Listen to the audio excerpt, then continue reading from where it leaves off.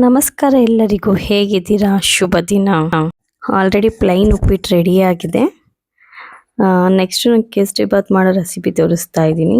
ಕೇಸರಿ ಬಾತ್ ಯಾವ ರೀತಿ ಮಾಡೋದು ಅಂತ. ಕೆಲವರು ಅನಾನಸ್ ಯೂಸ್ ಮಾಡ್ತೀನಿ, ನಾನು ಅನಾನಸ್ ಯೂಸ್ ಮಾಡ್ತೀನಿ. ಬಟ್ ಅನಾನಸ್ ಇರಲಿಲ್ಲ, ಹಾಗಾಗಿ ಬಾಳೆಹಣ್ಣು ಯೂಸ್ ಮಾಡ್ತಿದ್ದೀನಿ. ಎಣ್ಣೆ ಹಾಕ್ಕೊಂಡು ಅದಕ್ಕೆ ಗೋಡಂಬಿ ದ್ರಾಕ್ಷಿ ಹಾಕ್ಕೊಂಡು ಹುರ್ಕೊಬೋದು. ಬಟ್ ನಾನು ಡೈರೆಕ್ಟು ನೀರಿಗೆನೆ ಹಾಕಿದ್ದೀನಿ ದ್ರಾಕ್ಷಿನ. ಈಗ ಎಣ್ಣೆನಲ್ಲಿ ಲೋ ಫ್ಲೇಮಲ್ಲಿ ಚಿರೋಟಿ ರವೆ ಹುರ್ಕೊತಾ ಇದ್ದೀನಿ. ಬೇಕಾದ್ರೆ ಉಪ್ಪಿಟ್ಟು ರವೆನೂ ಆ್ಯಡ್ ಮಾಡ್ಕೊಬೋದು. ಇದೇ ಲೋ ಫ್ಲೇಮಲ್ಲಿ ಚೆನ್ನಾಗಿ ಹುರ್ಕೊತಾ ಇದ್ದೀನಿ. ಇಷ್ಟೇ ಪ್ರಮಾಣದಲ್ಲಿ ಹುರ್ಕೊಳ್ಳೋದ್ರಿಂದ ಜಾಸ್ತಿ ಉರಿಬಾರ್ದು.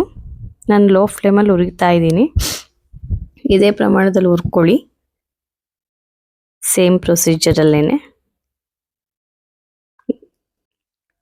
ಹುರ್ಕೊಂಡ್ಮೇಲೆ ಲೋ ಫ್ಲೇಮಲ್ಲಿ ಹುರ್ಕೊಂಡ್ಮೇಲೆ ಗ್ಯಾಸ್ ಆಫ್ ಮಾಡ್ಕೊಳ್ಳಿ. ಕೊನೆಯಲ್ಲಿ ಒಂದೊಂದ್ಸರಿ ಏನು ಮಾಡ್ತೀವಿ ಅಂದರೆ ಬಿಟ್ಬಿಡ್ತೀವಿ, ಆವಾಗ ಸೀದೋಗೋ ಚಾನ್ಸಸ್ ಇರುತ್ತೆ.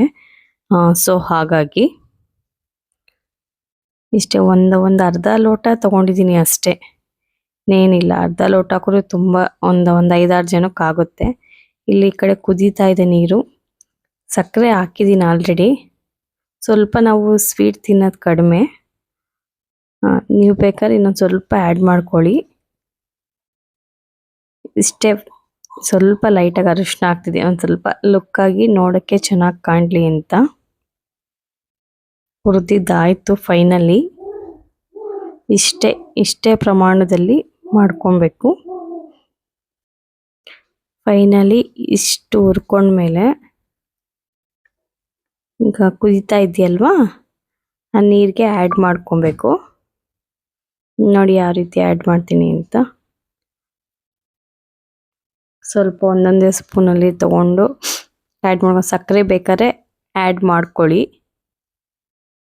ಒಂದೊಂದೇ ಸ್ಪೂನಲ್ಲಿ ತಗೊಂಡು ಆ್ಯಡ್ ಮಾಡ್ತಾ ಇದ್ದೀನಿ. ಫೈನಲಿ ಈ ಥರ ರೆಡಿಯಾಗಿದೆ ನೋಡಿ. ಕುದೀತಾ ಇದೆಯಲ್ಲ, ನೀರಿಗೆ ಹಾಕ್ತಾ ಇದ್ದೀನಿ ಸ್ವಲ್ಪ ಹಾಕೊಂಡು ತಿರುಗಿಸ್ಬಿಡ್ಬೇಕು ತಕ್ಷಣನೇ, ಇಲ್ಲಾಂದರೆ ಒಂದು ಸ್ವಲ್ಪ ಗಂಟೆ ಬರೋ ಚಾನ್ಸಸ್ ಇರುತ್ತೆ.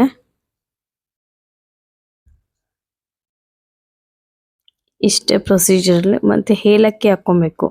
ಏಲಕ್ಕಿ ಕುಟ್ಟಿ ಹಾಕ್ಕೊಂಡು ಇನ್ನು ಟೇಸ್ಟಿಯಾಗಿರುತ್ತೆ.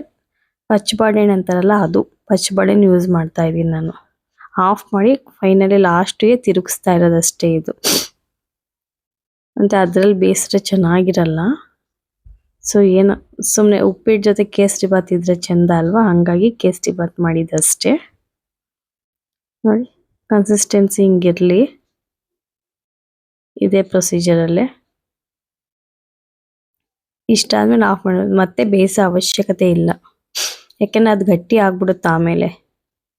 ಹಾಗಾಗಿ ಇಷ್ಟೇ ಪ್ರೊಸೀಜರು, ಏನು ಚೇಂಜಸ್ ಏನಿರಲ್ಲ. ಹಾಗಾಗಿ ಕೇಸರಿ ಬಾತ್ ಫೈನಲಿ ರೆಡಿಯಾಗಿದೆ ನೋಡಿ. ಇದೇ ಸ್ಟ್ರಕ್ಚರ್ ಇದ್ದರೆ ತುಂಬ ಚೆನ್ನಾಗಿರುತ್ತೆ.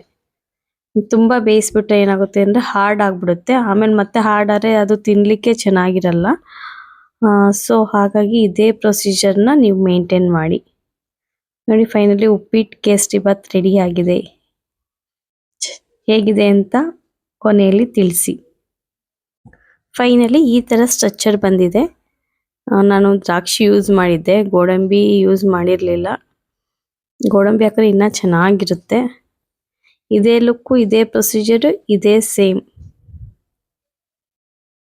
ತೋರಿಸ್ತಾ ಇದ್ದೀನಲ್ಲ, ಹಾಗಾಗಿ ಹಿಂಗೆ ಇದೇ ಥರ ಪ್ರೊಸೀಜರಲ್ಲಿ ನೀವು ಟ್ರೈ ಮಾಡಿ. ಇಲ್ಲಾಂದರೆ ಸಣ್ಣ ರವೆನ ಯೂಸ್ ಮಾಡ್ಬೋದು, ಇಲ್ಲಾಂದರೆ ದಪ್ಪ ರವೆನ ಯೂಸ್ ಮಾಡ್ಬೋದು. ನೋಡಿ ಇನ್ನೊಂದು ಪೋಲಿಗೆ ನಾನು ಆ್ಯಡ್ ಮಾಡ್ತಾ ಇದ್ದೀನಿ. ಫೈನಲಿ ಚೆನ್ನಾಗಿದೆ. ಫ್ರಿಜ್ಜಲ್ಲಿ ಇಟ್ಟು ತಿಂದರೂ ಇನ್ನೂ ಚೆನ್ನಾಗಿರುತ್ತೆ.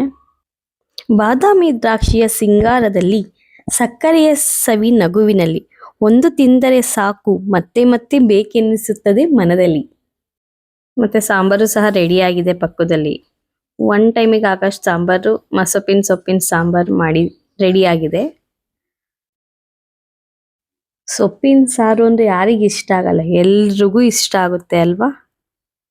ಸೊ ಹಾಗಾಗಿ ನೋಡಿ, last final look kesari bath ರೆಡಿಯಾಗಿದೆ. ದೇವ್ರ ಮುಂದೆ ಇಟ್ಟಿದ್ದೀವಿ. ಇಷ್ಟೆಲ್ಲ ಆದಮೇಲೆ ನೆಕ್ಸ್ಟ್ ಶಿವ ಶಿವ ಎಂದರೆ ಭಯವಿಲ್ಲ, ನಾಮಕ್ಕೆ ಸಾಟಿಯ ಬೇಯಿಲ್ಲ.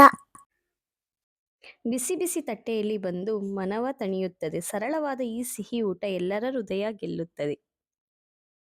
ನೋಡಿ, ಫೈನಲಿ ಕೇಸರಿ ಬಾತ್ ರೆಡಿಯಾಗಿದೆ. ಥ್ಯಾಂಕ್ ಯು, ಧನ್ಯವಾದಗಳು, ಶುಭ ದಿನ.